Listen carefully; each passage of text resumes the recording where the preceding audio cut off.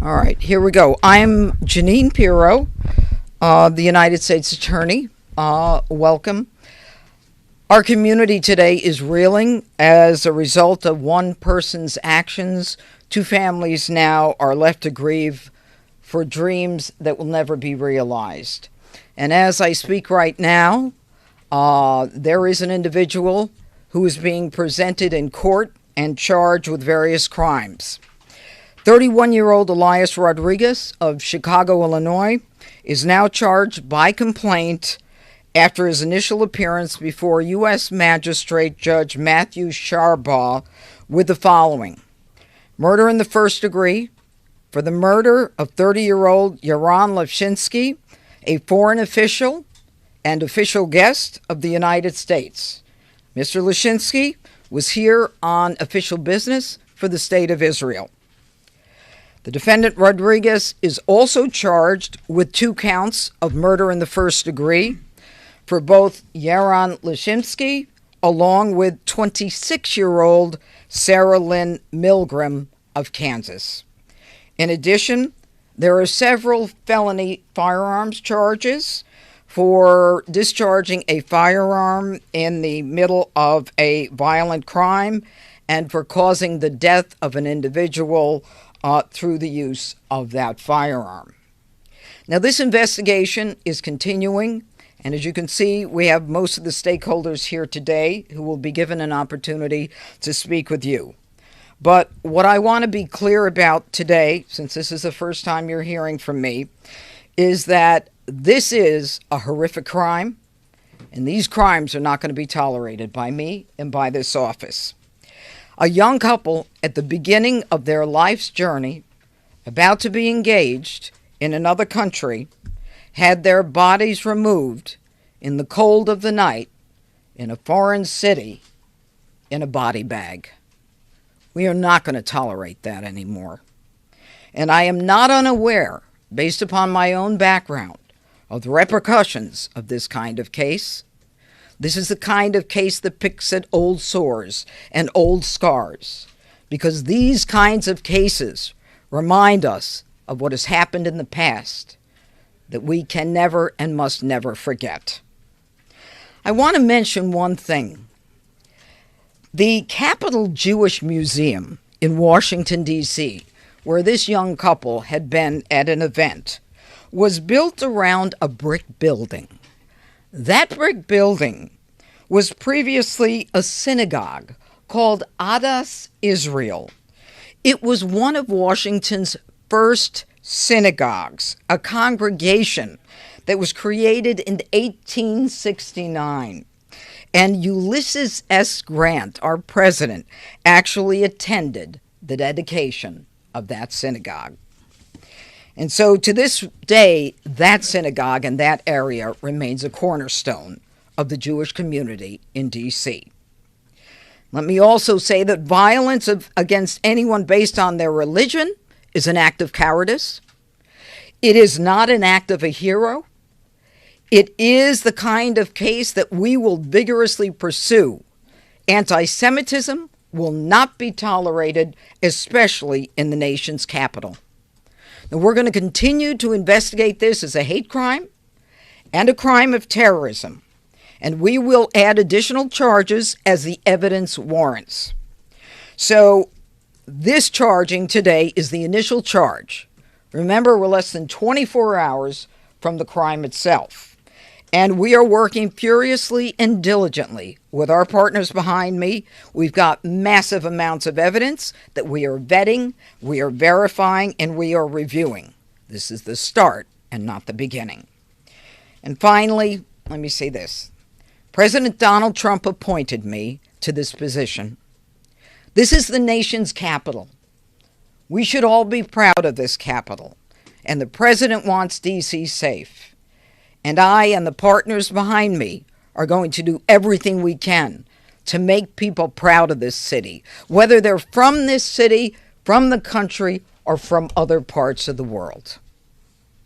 Thank you. Now I'm going to call on Mayor Muriel Bowser. Good afternoon. I'm Muriel Bowser. I'm Mayor of Washington, D.C. I want to thank Judge Pirro for inviting us today. I'm joined by the Chief of the Metropolitan Police Department, Pamela A. Smith. Metropolitan Police Department is the local DC police. We are here to echo what the U.S. Attorney has said, that this crime will not be tolerated in our city. We're grateful for the partnership with our federal partners. MPD and the FBI have worked hand in hand on this investigation and will continue to do so. I also want to acknowledge our families in Washington, D.C. who are suffering and who are afraid and fearful for what this act has done to their sense of safety. But we know that feeling is represented around the globe. Earlier today, I convened a meeting with the Mayor's Interfaith Council, where we spoke with leaders of congregations and Jewish institutions across D.C., as well as D.C. council members and the Attorney General for Washington, D.C. We heard our leaders reiterate messages of love and solidarity with the Jewish community. Sadly, we have had practice standing together as a community to fight anti-Semitism, both in hate speech and in hateful acts. And so in this moment, we stand shoulder to shoulder as one community, united in love, but also committed to justice for this young couple. I also had the opportunity to speak with the Smalls family, and Sonny Smalls is well known in Washington, D.C., and his family has poured decades of time and love into making sure we have the Capitol Jewish Museum in Washington, D.C. And one special aspect of that museum is that it celebrates local Jewish life. It focuses on DC Jews and how they have been a part of our culture and building the city that we love. So once again, our city stands with our community, working with our institutions to make sure we have all the resources that we need to support them. And with that, Judge, I'll turn it over to Chief Smith. Good afternoon, everyone. I'm Chief Pamela A. Smith, the Chief of Police of the Metropolitan Police Department. Let me begin by reiterating my condolences to the family and friends of Jeanine Lazinski and Sarah Milgram. I also want to thank Mayor Muriel Bowser, Judge Pirro, and Director Jensen for their collaborative effort and support around this tragic incident. What I also will say is that everyone at the Metropolitan Police Department is holding the family in their thoughts and in their prayers. Our detectives have been working around the clock in close partnership with our federal partners, and this effort regarding this investigation has been a collaborative effort. All of the agencies involved in this investigation have been coordinating seamlessly overnight.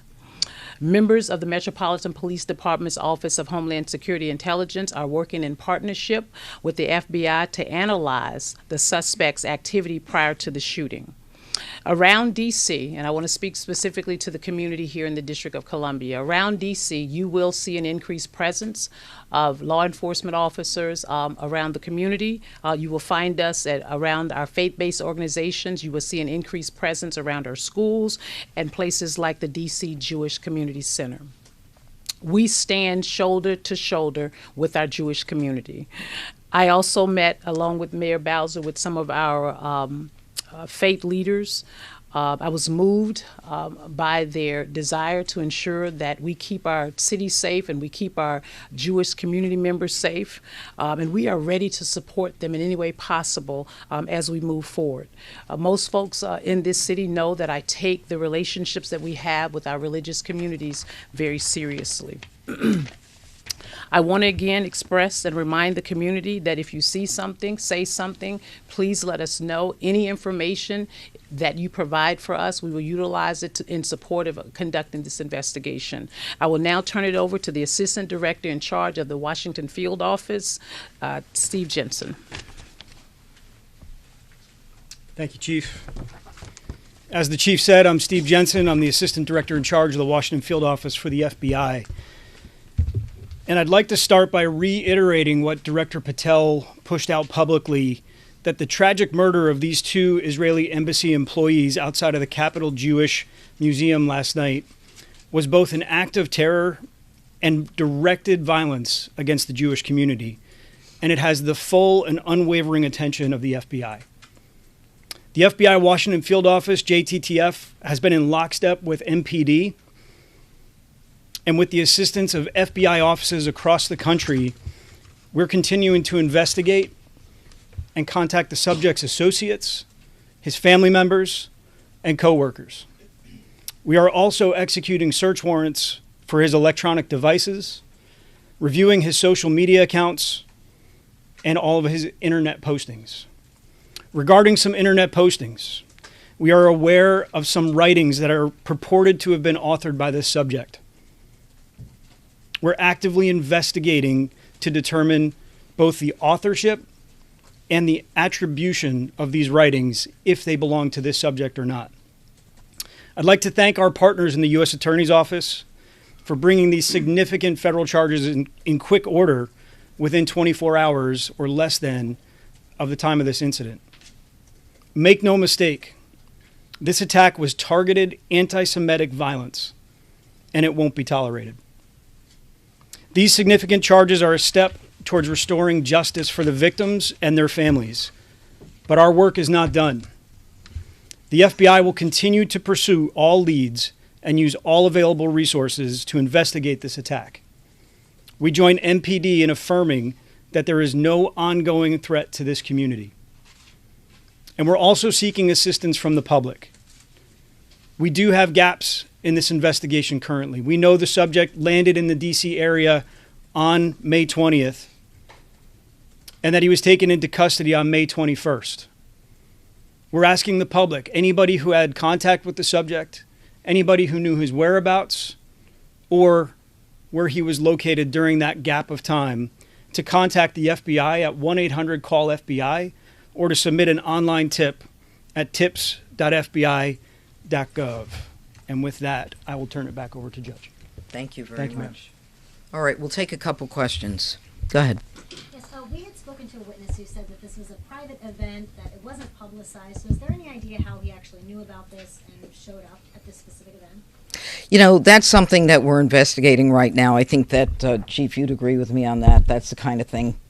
Do we know? And That's still under investigation. yeah, we're looking at that. There's a lot. Everybody understand. This is fluid. It's happening now. Go ahead.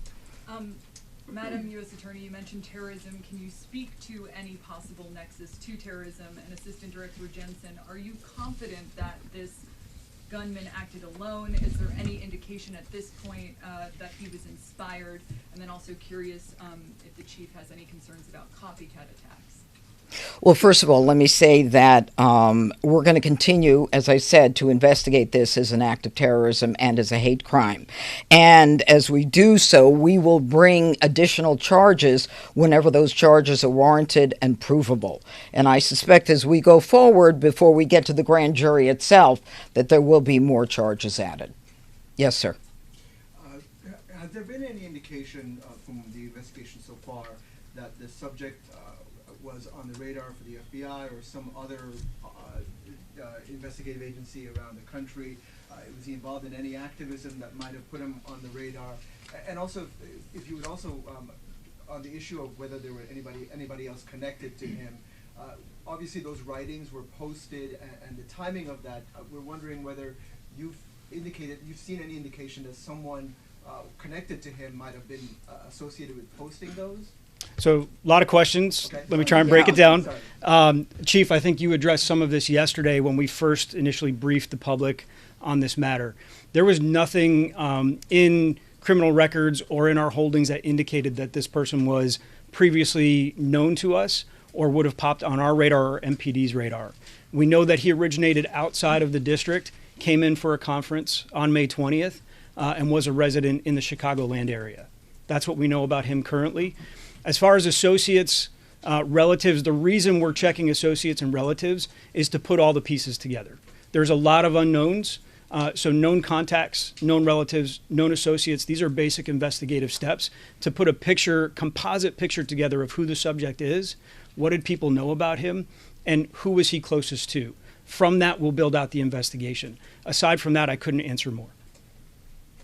Go ahead. Hi. A quick question. I'm sorry, Keith Alexander, Washington Post. Were you seeking the death penalty? Can you talk a little bit about that? And also, the night of May 20th, any idea of where he stayed at all? I think that we have an idea of that, but let me just say that you know, the president and the attorney general have both indicated that you know, in cases where the death penalty is warranted and seems appropriate, we will use it. It's far too early to say whether that is the case, but this is a death penalty eligible case. And what about the night of May 20th? Do you want to talk about that, Chief? No, I think No. it's still a part of the investigation. Definitely still part of that's the investigation. Yeah, I don't want to get into the weeds. I think that right now he's been arraigned. He's been presented. Excuse me. It's in progress. It's in progress. Okay. Yes, sir. Can you just, Mr. Jensen, can you just clarify one thing you said? You said he was in town for a conference. Was that a different conference than the one, than the event?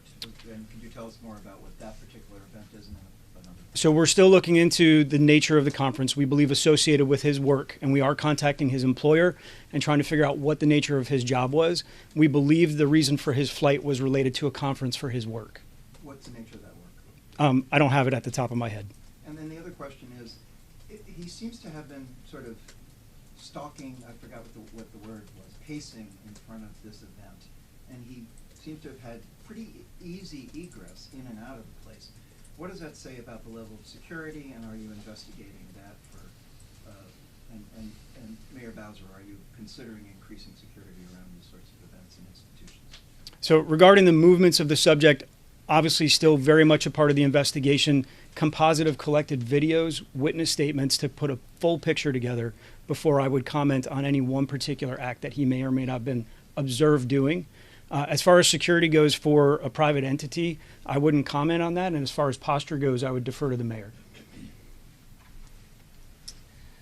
I think that the director is correct. This was not a event that falls into our special events category, where MPD and other government agencies have a stood-up posture. This was a relatively small event at a museum, so MPD or the government agencies wouldn't stand up additional resources unless they were requested or unless we got a call for service. More than that, I will say that we have had a local program and a federal program that have helped institutions, faith institutions, and others who have been concerned about violence, anti-Semitism, or other hateful speech and rhetoric. And very recently, we have issued grants, and we have issued grants over the last several years to those institutions to harden their security, add cameras, add additional security, and I believe that the museum has done some of those things. I'm going to sneak one last thing in. All right. I just want to follow up with this. We've been advised that the defendant has appeared in court. He's had an attorney appointed. He's been advised by the judge that he could be punished by death or by life. And, of course, we sought detention. The defendant waived his right to a detention hearing and concedes to detention. And right now a preliminary hearing is set for June 18th at 1 o'clock. So it is done. One clarification, Mr. Jensen. You are not ruling out that this manifesto might have been written by this gentleman, right? We don't know. We don't know, and that's still very much a part of the investigation. Sorry. Okay. We good? Can I All ask right. the Thank chief- you all. can Yes, I sir. ask the chief- One more. Yes. Were any MPD officers working details at this event last night, perhaps off duty? And then a follow-up to that, when you say, the FBI said a targeted event, do you believe the victims were targeted or simply the event was targeted? So let me answer your first question, Mark. MPD was not assigned to that event. As you know, you've heard me say on last night, there were security officers assigned to the event, but not Metropolitan Police Department members. On or off duty? On or off duty. And then the targeting, was that the event that was targeted, or these two individuals specifically targeted? We're not saying at this time. Yes. Chief, one question that people are interested in is that it was announced and fairly well known that the Jewish Museum a short time ago opened a major LGBT exhibition, and we were wondering if the investigation is looking into whether the suspect might have known something about that or might have. Sir, we are looking into absolutely everything. There is so much information we're looking at, and I must tell you, coming from New York, I've never seen the cooperation and the collaboration that I'm seeing here. It was immediate, it was instant, it was coordinated, and my hat's off to this area. And we're going to clean it up. Thank you. Is that you? No, but Yeah. Thank you all. Thank you.